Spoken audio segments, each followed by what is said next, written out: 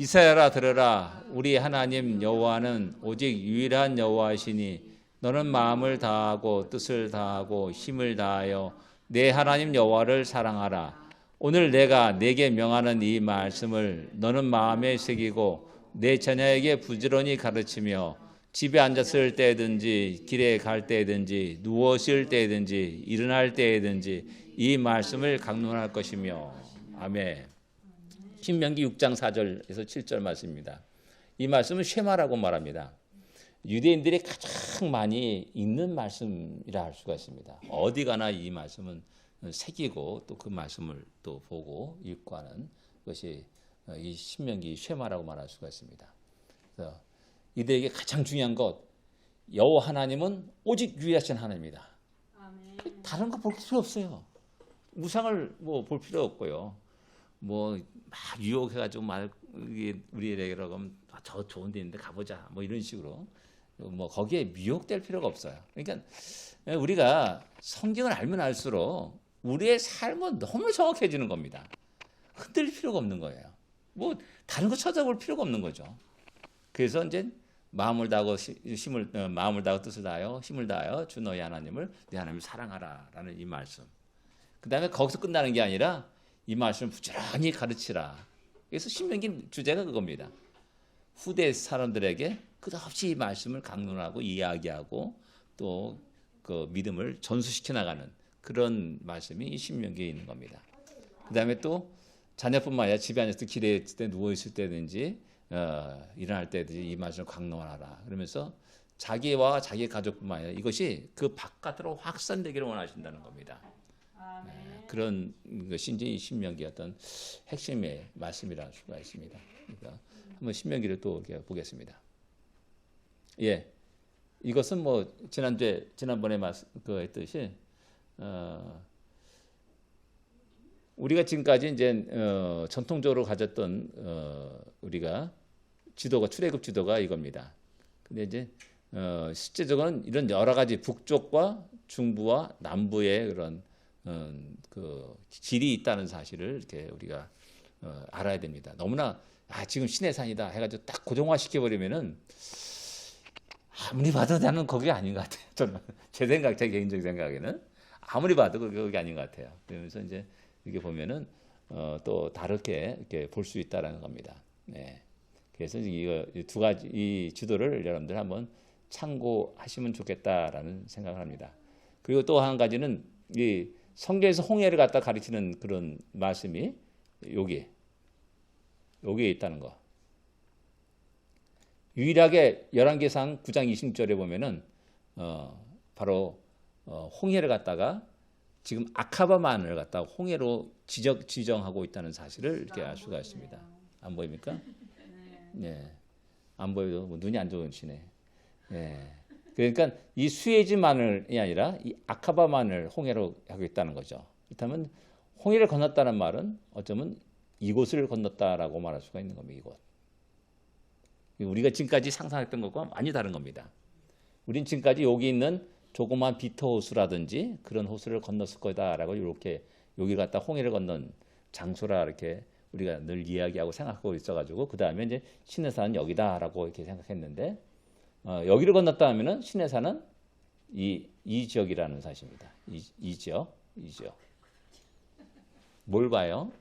네. 이거 일단 한번 이렇게 참고로 여러분들 아시고 또 넘어가면 좋겠습니다. 그리고 또 갈다세의 그 아랍에 있는 시내산이라는 그 표현이 성경 어디에도 정확한 위치를 지정한 곳은 그 갈다세밖에 없습니다. 출애굽기에도 없습니다. 어딘지 모릅니다. 시내산이. 근데 아랍에 있는 시내산 이런 것을 볼 때 지금까지 우리 생각했던 이런 이 시내반도에 있는 시내산이 아니라 이 지역이라는 사실을 우리가 알 수가 있습니다. 그 다음에 또 이제 모세가 이드로의 사이가 되어서 이드로의 약물을 쳤다라고 말하는데 이드로는 미디안 제사장입니다. 미디안 제사장이란 미디안 사람이 거의 없는 곳에서 제사장 노릇하는 게 아니죠. 미디안 사람이 많은 중심 지역에서 제사장 그 직책을 감당하고 있는 겁니다. 근데 미디안이 어디서 사냐? 미디안이 바로 이 지역이에요. 이 지역을 미디안이라고 말하는 겁니다. 그러면 호렙산이라든 시내산도 이 지역에 있어야 된다라는 사실을 우리 짐작할 수가 있습니다. 예, 그런 것과 해보면 우리가 어느 정도 대충 저는 이걸 다 하나님의 퀴즈라고 말하는데 하나님의 퀴즈. 너희들이 시내산 어딘지 한번 상상해봐라 해가지고 퀴즈를 냈어요. 그래서 나는 성경 여러 가지 이렇게 해가지고 정합해서 보면은 이 지역일 거다라고 이렇게 이야기하고 말할 수 있습니다. 그래서 그 지역에 이제 알로즈, 자벌 알로즈라는 그 산이 있는데 그들이 요즘 들어서 이제 그게 시내산일 거다 그랬는데 실제로 이렇게 보니까 그 정상에는 시커매요 다.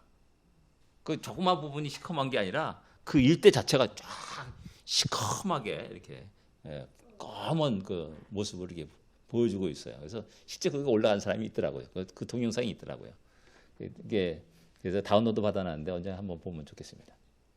예, 신명기 예론, 책명,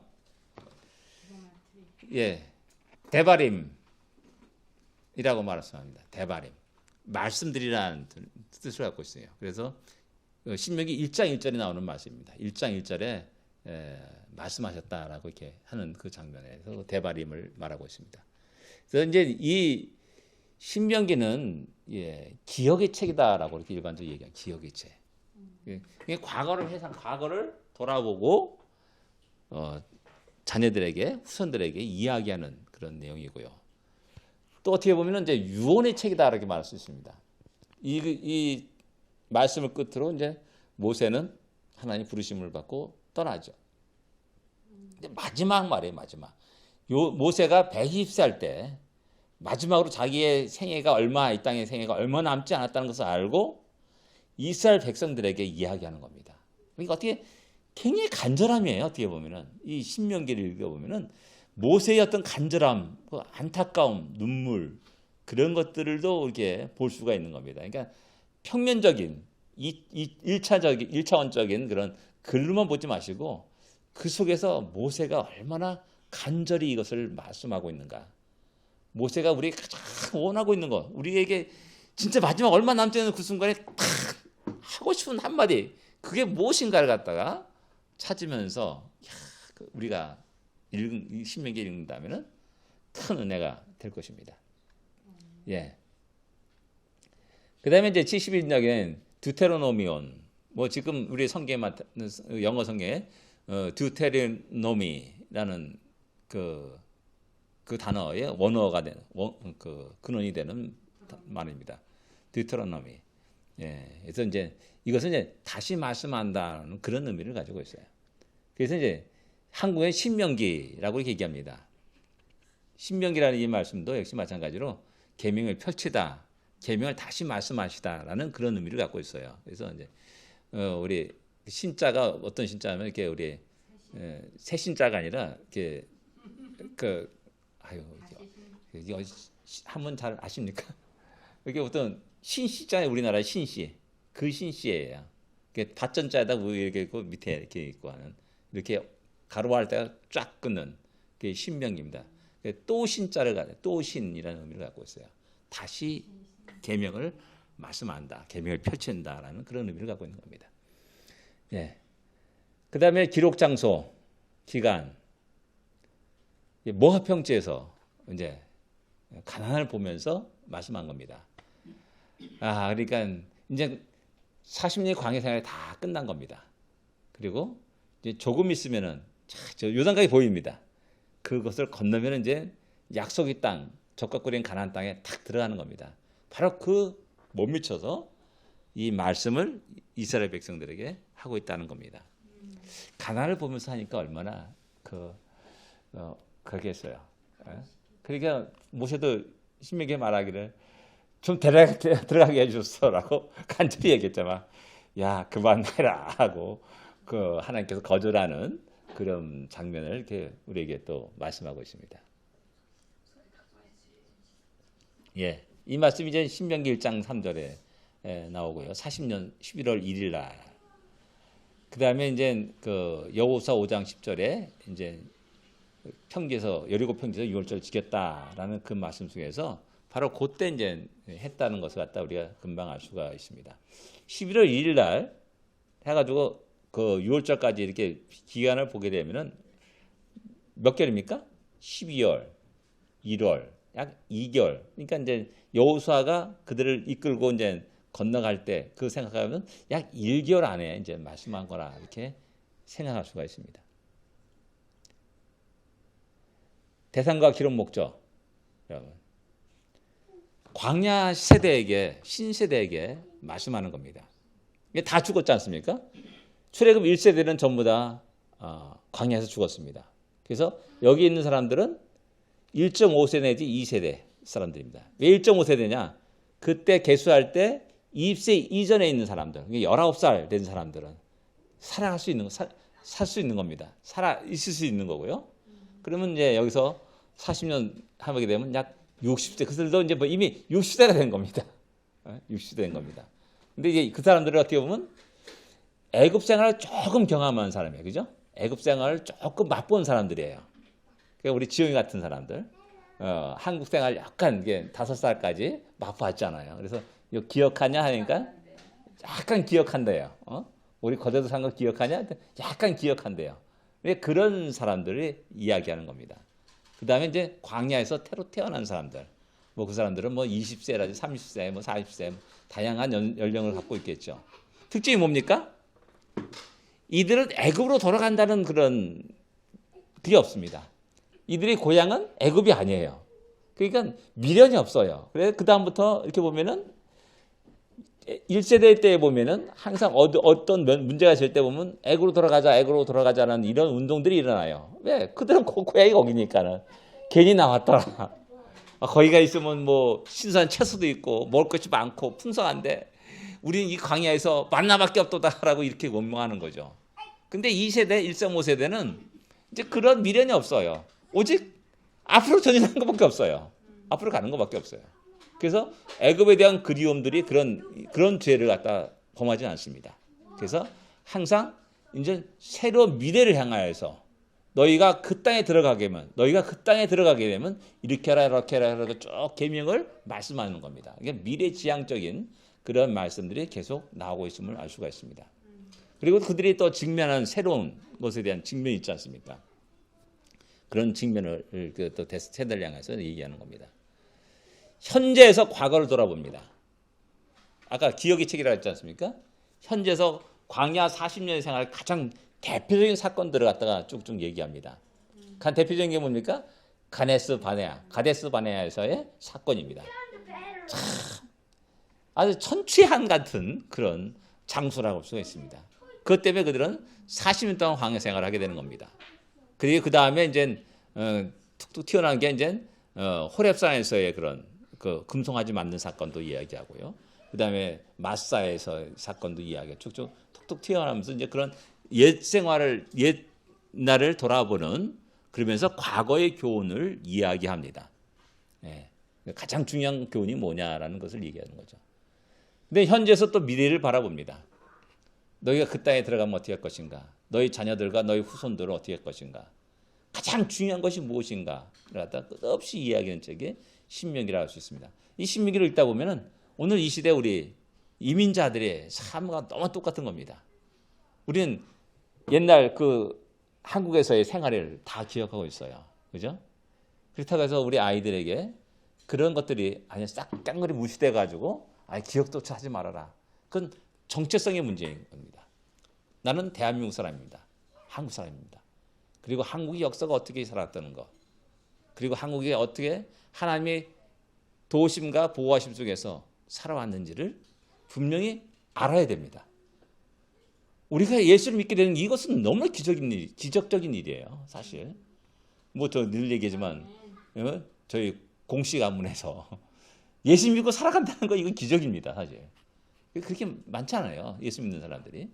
요즘은 많이 다르지만은 그런 과거를 갖다가 우리가 분명히 알 필요가 있죠. 그리고 오늘 이 시대 미국의 어떤 문화와 어떤 죄악의 모습을 보면서 우리 자녀들에게 우리 후손들에게 이렇게 꼭 살아야 된다라는 그런 교훈들을 우리가 분명히 제시할 수 있어야 된다는 사실입니다.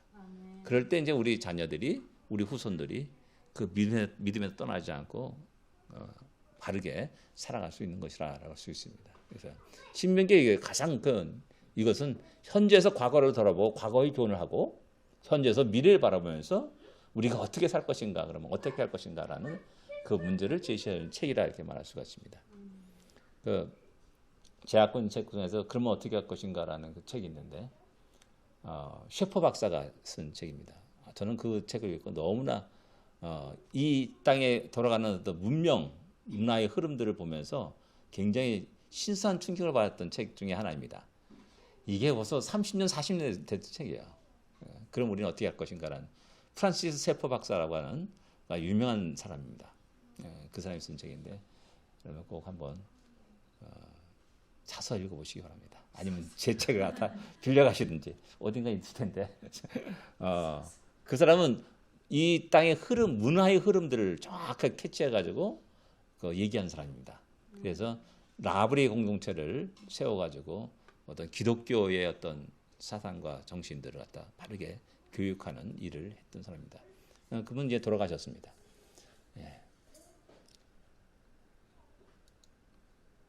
신명기 9조. 아까 말했듯이 회상이 있습니다. 1장부터 4장까지입니다. 첫 번째 메시지입니다. 대표적인 케이스가 뭡니까? 가데스 바네아에서의 사건을 1장에 다루고 있습니다. 호렙산에서 세일산을 지나서 가데스 바네아까지 며칠 있다? 며칠간? 10하루길이었다라고 말합니다. 근데 그 10하루길을 갖다 그들은 얼마큼 걸었을까요? 10하루길에 탁 그냥 다이렉트로 갔을까요? 아니에요. 그는 거기서 아론과 미리암이 모세를 대적해가지고 미리암이 문병에 걸려서 7일간 그 바깥에 격리되는 그런 일도 있었고요. 또 불평불만해가지고 진영을 불이 살라가지고 아이쿠야 해가지고 또 호되게 얻어서진 사건도 있고 몇 건 사건이 있어요. 그러다 보니까는 가데스 바네아까지 10하루길인데도 불구하고 그 길이 지체되는 겁니다. 한 달 넘게 걸었을 거예요. 그렇게 지체되는 거죠. 요 과정이 그대로 40년 광야길에 그대로 나타난 겁니다.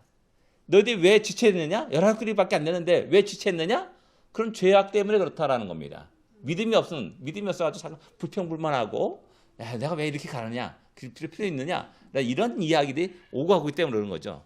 그거 곧 거기서 가데스 바네아에서 요까지 가게 되면은 한 달도 안 걸리는 거리인데 모압 평지까지 한 달 후에요. 그냥 금방 야 가자 하면 우르르 가면은 얼마 안 걸리는 거리인데 너희들은 40년으로 돌아왔다는 겁니다. 40년. 그런 의미를 갖다가 여기서 담고 있습니다. 에돔과 모압을 지나고 암몬 족속. 참 재미있어요.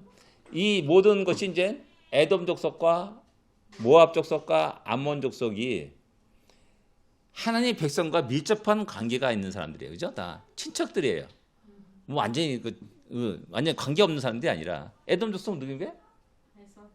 에서 후손들이에요.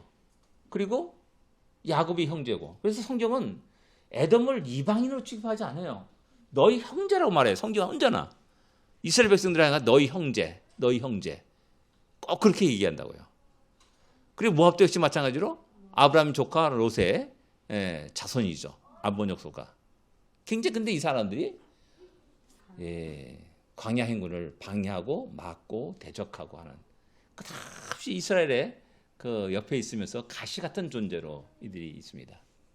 그럼에도 불구하고 그들에게 야 손대지 마. 나는 그들에게 기업을 줬다. 하고 얘기해요. 긍휼을 베푸시는 하나님이실 게 되고요. 우리가 또 그것을 알기 때문에 그들에 대해서 함부로 이렇게 손을 대거나 그러지 않죠. 그걸 금하시죠, 하나님이. 근데 이제 정작 에돔 족속과 모압 족속과 암몬 족속은 그걸 몰라요. 왜? 하나님 모르기 때문에. 성경을 모르기 때문에 몰라요. 이게 차이인 거죠. 우리는 알아요. 알기 때문에 함부로 대하지 않아요. 그들은 모르기 때문에 우리를 함부로 대해. 이게 꼭 뭐가 같냐면은 우리는 하나님 알아요. 그분이 나를 지으신 걸 알아요. 나를 위해 십자가에 돌아가신 것도 알고요. 그 때문에 우리가 안 믿는 사람에 대해서도 함부로 대하지 못해요. 왜? 나도 죄인이었기 때문에 함부로 정죄하거나 함부로 뭐 어떻게 조롱하거나 멸시하지 않아요. 근데 그들은 어때요? 몰라요. 그걸 몰라요. 그러니까 우리를 향해서 신나게 돌 던지기도 하고 공격하기도 하고요. 막 조롱과 멸시를 쏟아붓기도 하고 마음껏 자기 갖고 있는 지식과 그 한계 속에서 마음껏 조롱하고 퍼붓는 거죠. 그걸 하나님 못 보고 계신다는 겁니다. 그들이 나에게 악을 행한다 할지라도 선으로 악을 이기는 그런 것들을 하나님은 우리에게 요구하고 계시고 우리는 또한 그런 삶을 살아야 되는 것을 우리는 늘 기억해야 줄 압니다. 에돔, 모압, 암몬 족속을 대하시는 하나님 모습을 보면서 또 우리가 그렇게 대할 수 있어야 된다는 것이죠. 예. 그 다음에 헤스본 왕 시온 바산 왕국을 정멸하는 내용이 나옵니다. 그 다음에 요단 동편을 기업으로 얻는 지파, 갓 지파, 르우벤 지파, 므낫세 반 지파가 이제 동편 땅을 얻게 되죠. 그 다음에 나 들어가게 해주십소라고 이렇게 간절히 이제 간구하는 모세의 모습을 또한 보여주고 있습니다. 그리고 후계자는 여호수아라는 사실을 또 말씀하고 있죠. 예. 너희 역할은 여기까지다. 아멘. 주의 뜻대로 될지어다. 라면서 또 이렇게 받아들일 수 있어야 됩니다. 예. 여기서 이제 이스라엘 백성들이 이제 큰 승리를 경험합니다. 신세대들이죠. 신세대들이 지금까지 뭐 그렇게 큰 전쟁은 없었어요. 그죠? 구름과 구름이 따라서 이제 인도함에 따라 쭉 왔던 거죠. 예. 요 전에 한번 전쟁은 있었어요. 그래서 이제 호르마까지 그들을 쳐서 이제 물리치는 장면이 나오긴 했는데 이제 본격적인 큰 전쟁은 시온과 바산 옥을 물리치는 정복하는 그게 가장 큰 어떤 전쟁이라고 할 수 있죠. 이 전쟁의 승리는 곧 가나안 땅에 있는 7 족속들에게 두려움과 공포를 주었던 그런 계기가 되었던 겁니다. 그래서 어떻게 보면 이 신세대가 이 승리를 경험하는 것, 이건 살아가면서는 굉장히 중요한 거죠. 하나님 이렇게 나에게 승리 주셨구나. 이게 신앙생활하면서 이런 체험들은 우리의 신앙생활에 굉장히 큰 힘이 되는 겁니다. 옛날에 나 그런데 그랬을 때 하나님 나를 이렇게 역사하셨지. 이 기억이 다시 또 하나님께 나아가고 또 기도하게 하고 하는 그런 것들이 있는 것이죠. 그래서 그 어려움과 고난과 불행이 복이 되는 겁니다. 왜? 그때 그 모든 것들이 내 힘으로 극복한 것은 아니었거든요. 내 자랑, 내 뭐 그런 것은 다 내려놓을 수밖에 없었고 오직 한마디 주여 살려주시옵소서. 주여 긍휼히 여겨주소서. 난 이 한마디밖에 없었어요. 그에 따라서 하나님은 신실하게 인도하셨고 그 모든 어려움들을 이겨나가게 하셨다는 사실입니다. 그런 경험들이 앞으로 살아가는 데서 큰 도움이 됩니다. 물 좀 주세요. 예. 근데 또 이 신세대들이 또 역시 마찬가지로 넘어집니다. 항상 승리하는 게 아니죠. 역시 마찬가지로 올라갔다 내려갔다 별 수 없는 인간이라는 사실을 또 보여주고 있습니다. 바알보올 사건과 호렙산에서의 경험을 얘기합니다. 바알보올 사건, 바로 최근에 일어난 사건이죠.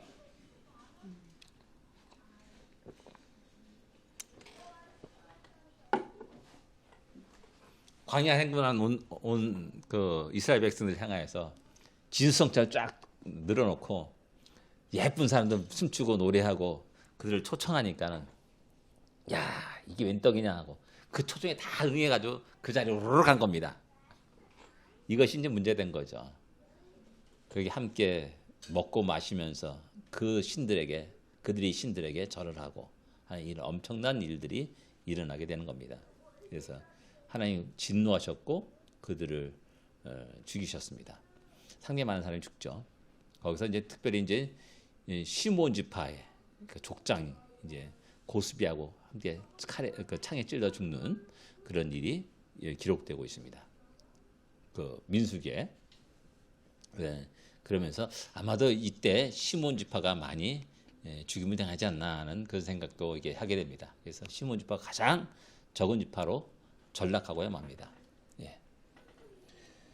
예, 신세대 넘어짐을 우리에게 보여주고 있고요.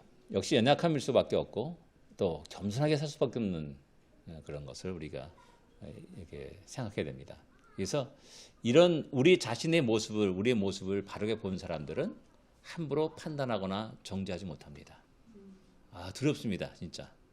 그렇기 때문에 겸손할 수밖에 없는 거고요.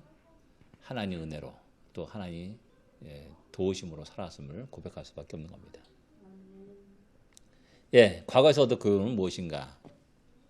이런 과거 회상 메시지를 통해서 과거에서 얻은 교훈은 무엇인가?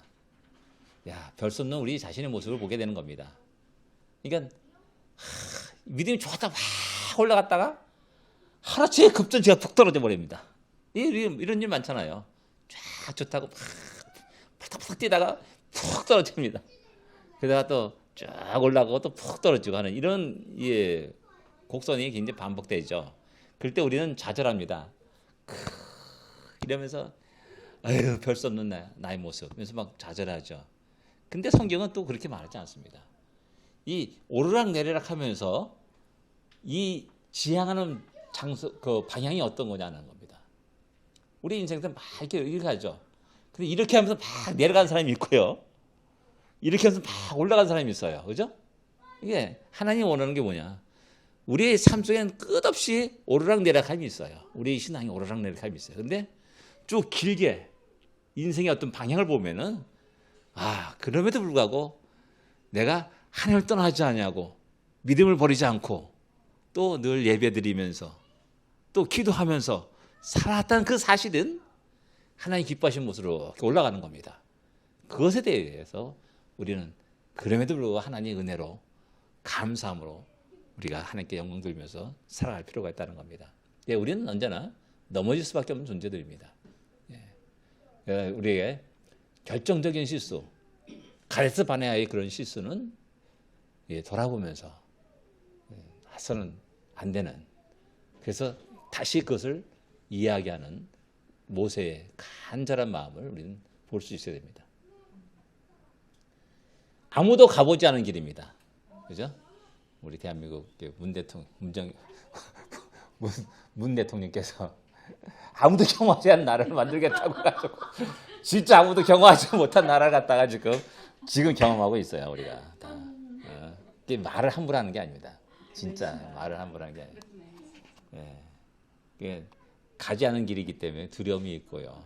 그래서 이제 새로운 길을 이제 열면서 이런 승리도 맛보게 하시고 또 좌절도 맛보게 하시고 그러면서 교만하지 말 것을 이야기합니다.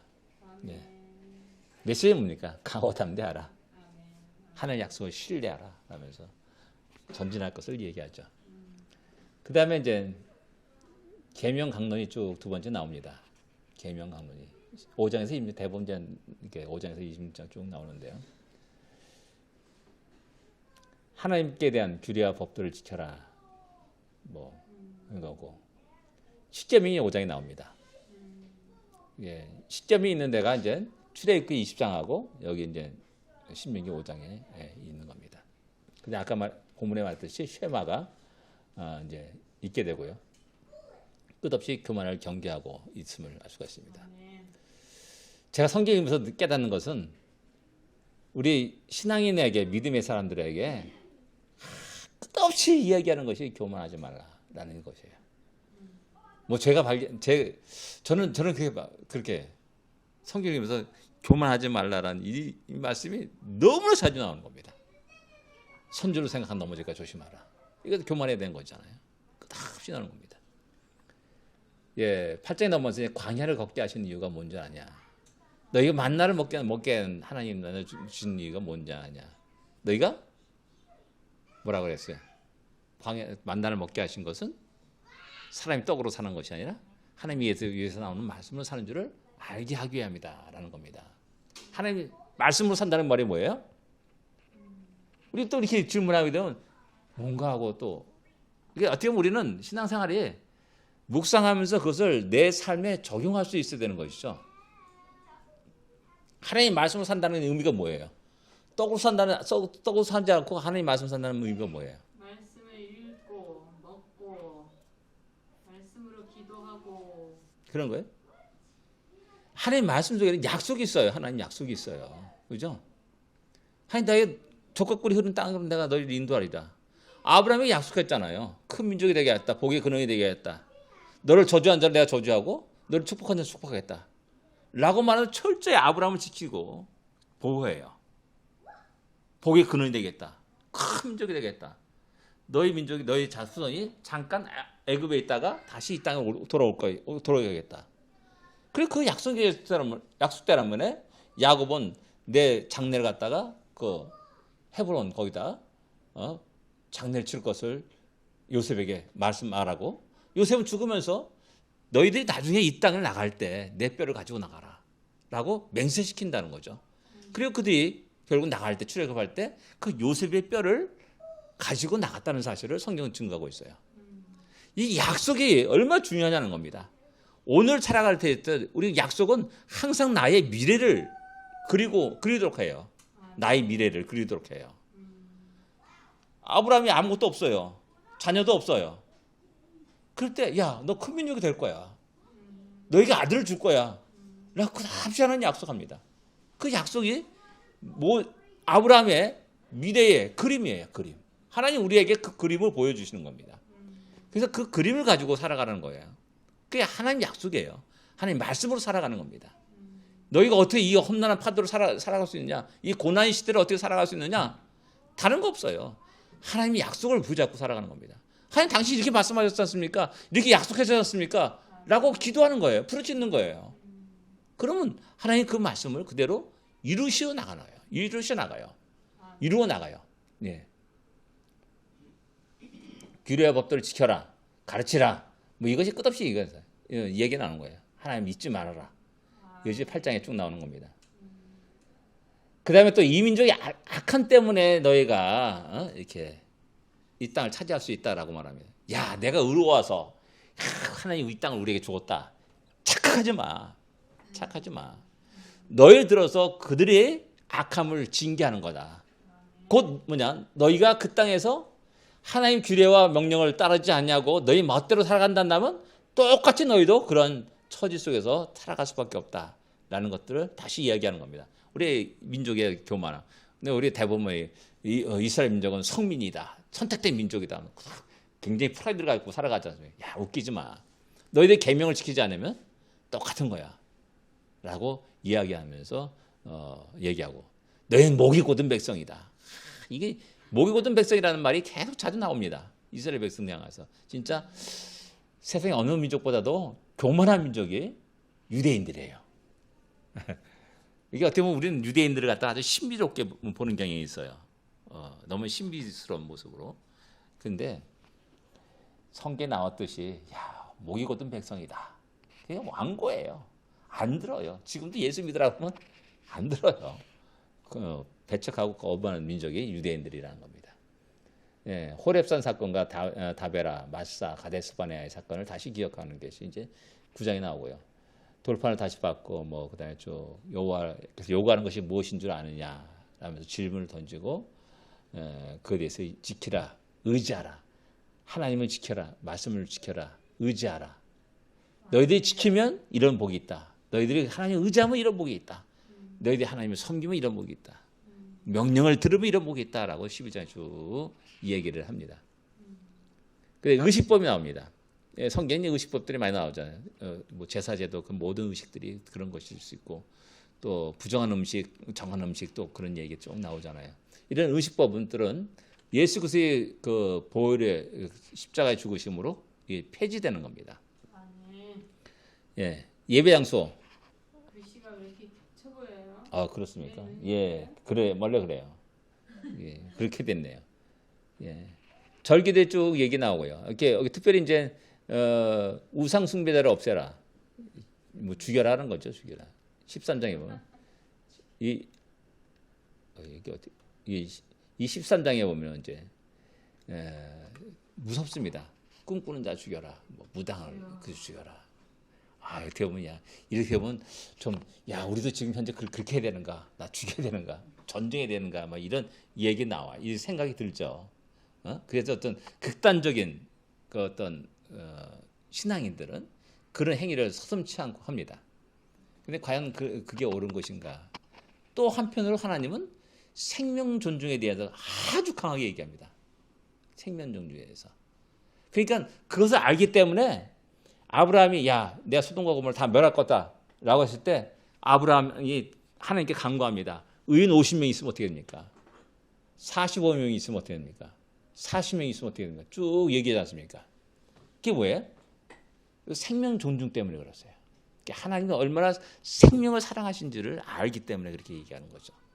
모세도 똑같아요. 시내산에서 야, 이놈들 다 멸하게 너를 통해 다시 새롭게 하겠다 라고 말할 때 그러려면 생명체에서 나를 제하여 주셨어 라고 말합니다. 어떠세요? 아유 진짜 목이 곧은 백성이고 말 되게 않는 백성이고 없애버립시오 그냥. 아주 진절부리답니다 라고 얘기할 수 있지 않습니까? 그렇게 안 했어요. 또 이런 모습이 어디서 나오냐? 다니엘서도 나옵니다. 다니엘서에서도. 누가에서 꿈 꿨어요. 해명하라고 딱 얘기해요. 해석하라고. 해석을 다 못했어요. 야, 다 죽여버려. 그러니까 다니엘, 왜 이렇게 급하냐고. 좀 시간은 달라. 그러고 나서 하나님께 기도하고 하나님께서 알게 해주셔서 그걸 가지고 이제 느부갓네살 왕에 가가지고 그 꿈을 갖다가 이야기하고 해석을 해줘요. 그럴 때 이제 우리 같으면 어떻게 해요? 저놈은 다 우상을 섬기는 놈들입니다. 저 박사 다 죽여야 됩니다. 오직 하나님을 섬기는 우리들만이 참신 섬기는 참된 백성입니다. 라고 말할 수 있잖아요. 근데 그런 요구를 하지 않아요. 왜? 생명의 존중함을 알기 때문에.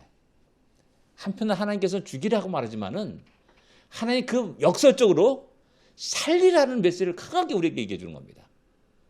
그 영혼을 죽는 그때 놔두지 말고 살려라.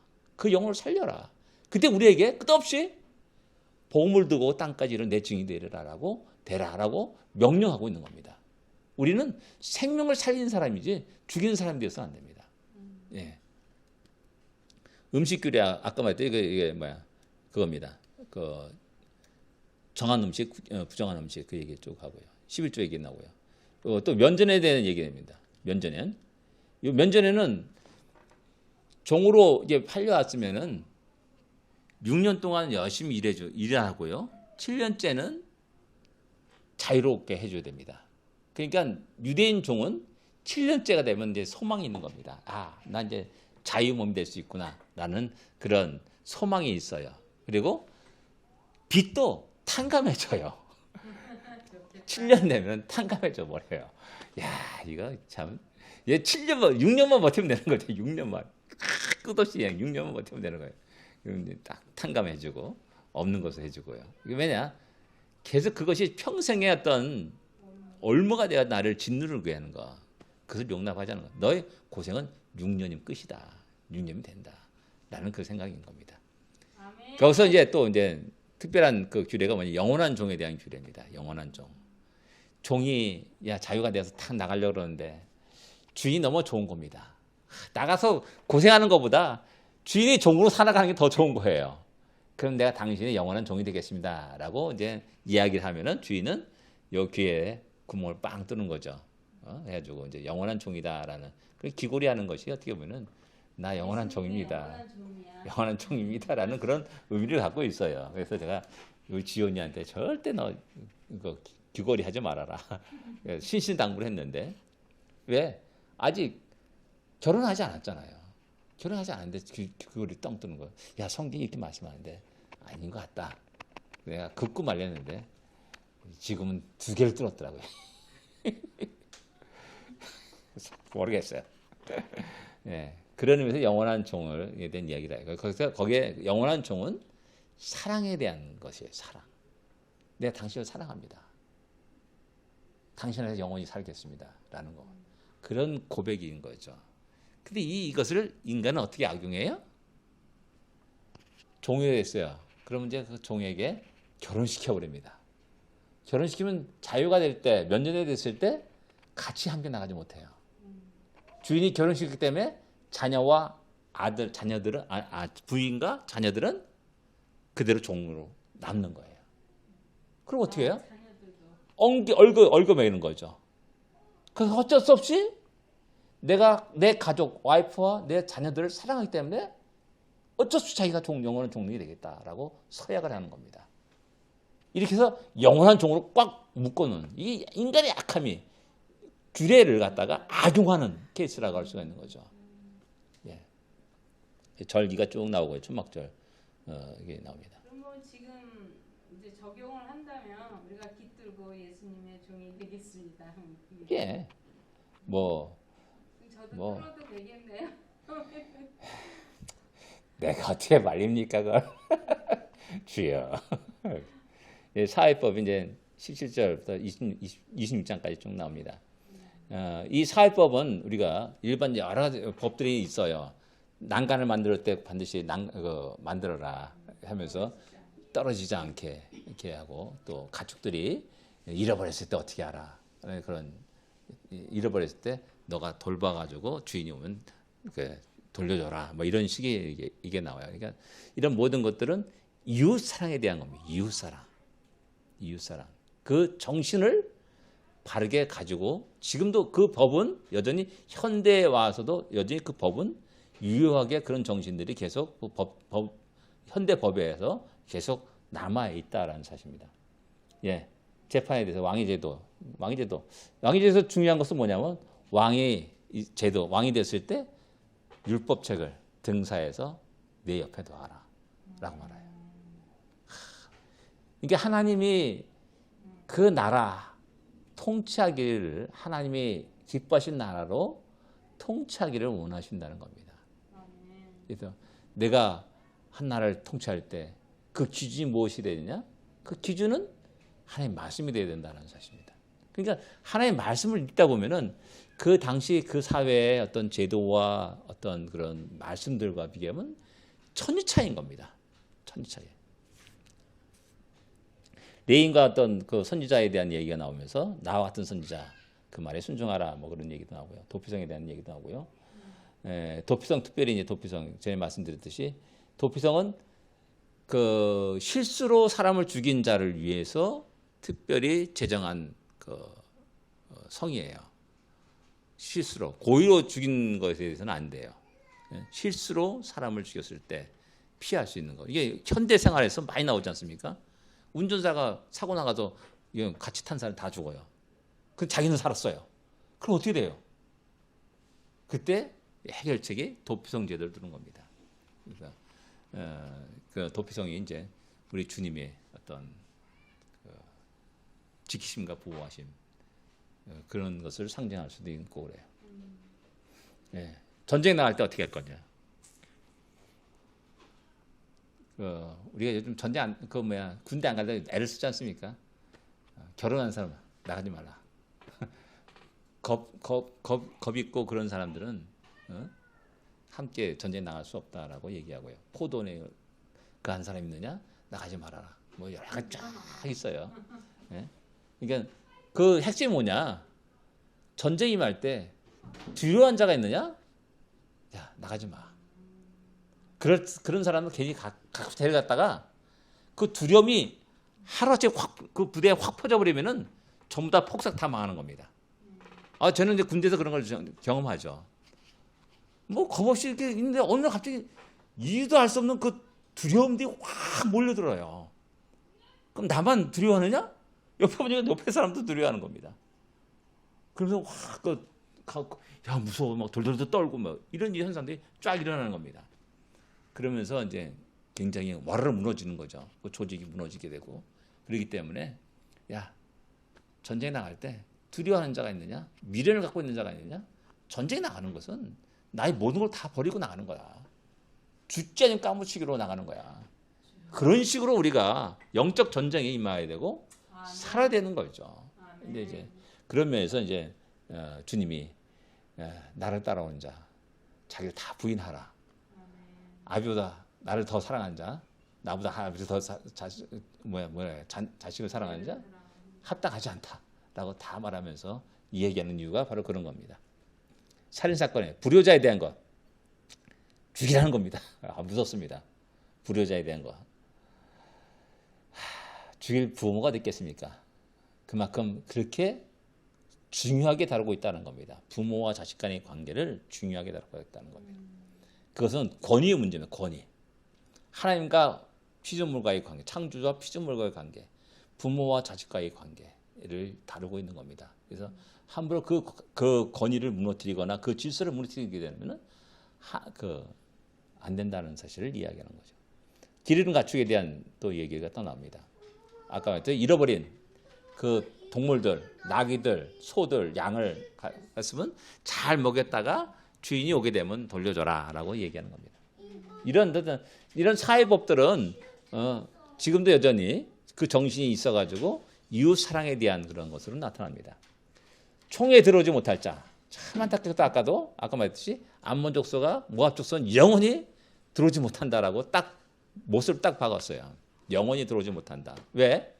다른 게 아니라 그들이 가나안 행군을 할 때 그들이 방해를 했고요. 대적을 했잖아요. 특별히 이제 그 앞에서 대적하는 그런 일이 발생하죠. 그래서 영원히 못 들어온다라고 딱 잘라 말합니다. 근데 이제 또 긍휼히 여기시사 하나님이 모압 족속의 여인 룻을 기쁘게 받아들이고요. 또 그의 여러 가나안 족속의 그 여리고의 라합을 기생 라합을 또 받아들이고요. 그다음에 또 기브온 백성을 또 받아들이고 하는 이런 일들이 일어나게 되는 겁니다. 참 하나님이 안 된다라고 말해주면은 또 하나님을 인정하고 하나님 믿고 의지하는 자를 기쁨으로 또 품어주시고 받아주시는 하나님의 모습을 볼 수가 있습니다. 예, 재혼 결혼하는 것들, 저당물 특별히 가한 자들을 대상으로 하기 때문에 내가 함부로 저당을 잡자. 주인이 갖고 나와야 된다. 내가 너 가장 귀한 거 갖고 내 뺏는 게 아니라 주인이 너무나 힘들어가지고 이것을 저당 잡겠습니다라고 옷을 저당 잡겠습니다. 아니면 맷돌을 저당 잡겠습니다라고 이렇게 갖고 나오면은 그걸 저당 잡고 저녁에 때 다시 돌려줘라. 왜? 그거 없어서 그들 밥 못 해 먹잖아요. 옷을 뺏겼으니까 밤에 추울 때 자지 못하잖아요. 이불 덮지 못하요. 그 당시 옷은 이불 대용 역할을 하고 했었어요. 그래서 그거 안 된다. 저녁이 되면 돌려줘라라고 말하는 겁니다. 얼마나 하나님께서 가난한 자들, 어려운 자들, 약한 자들을 배려하고 계시는지를 알 수가 있는 겁니다. 특별히 또 연자제 금지. 이것은 예를 우리 반역을 하게 되면은 3족을 멸했지 않습니까? 조선시대. 그게 가장 무서운 거고 지금도 북한에서 그냥 사돈의 팔촌에 전부 다 죽여버려요. 어떤 그 수청을 하게 되면은. 근데 이제 성경은 아니다. 자기 죄에 따라서 자기가 죽는 거지. 자녀까지 죽이지 말라라고 말하죠. 그래서 유대 왕가의 반역 사건이 몇 번 일어나요. 근데 그 반역한 그 당사자만 죽이지 그 자녀들은 손을 대지 않아요. 유다 왕가는 특별히 그런 일이 있어요. 근데 이스라엘 왕가는 뭐예요? 전부 다 그 씨를 없애버려요. 그 전 왕조의 씨를 전부 다 없애버려요. 그리고 새로운 왕조가 겨우 4대 정도까지 가다가 또 전부 다 죽임을 당하고 또 새로운 왕조가 4대까지 가다가 전부 다 죽임을 당하고 이런 일이 이스라엘 역사는 계속 반복되는 거고 남쪽은 그렇지 않았다는 거죠. 그래서 피의 역사를 끊는 역사가 유대 역사라고 말할 수 있습니다. 상상해 보세요. 그 당시 하나님이 연자제를 금지했다는 거. 이것은 지금도 그것을 하기가 힘든데 우리 박정희 대통령 때만 해도 그렇지 않습니까? 어떤 거 나가게 되면 참 신원조회해가지고 너 삼촌에 월복자가 있느냐 쫙 조사해가지고 우리는 옴짝달싹 못했어요. 한국 사람들은 비자 받기도 여권 받기도 굉장히 어렵던 그런 시대가 있었다고요. 왜? 나는 괜찮은데 왜? 알고 왔더니 한 당숙 아저씨가 북한에 올라간 거예요.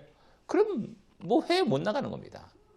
이런 일들이 많았는데 그 당시 벌써 BC 1400년대에 이런 이야기를 하나님이 하신다는 것은 너무 놀란 일이에요. 그래서 제가 성경을 읽으면서 너무 놀랐다. 너무나 놀란 말씀이다 라고 이야기하는 이유가 그런 겁니다.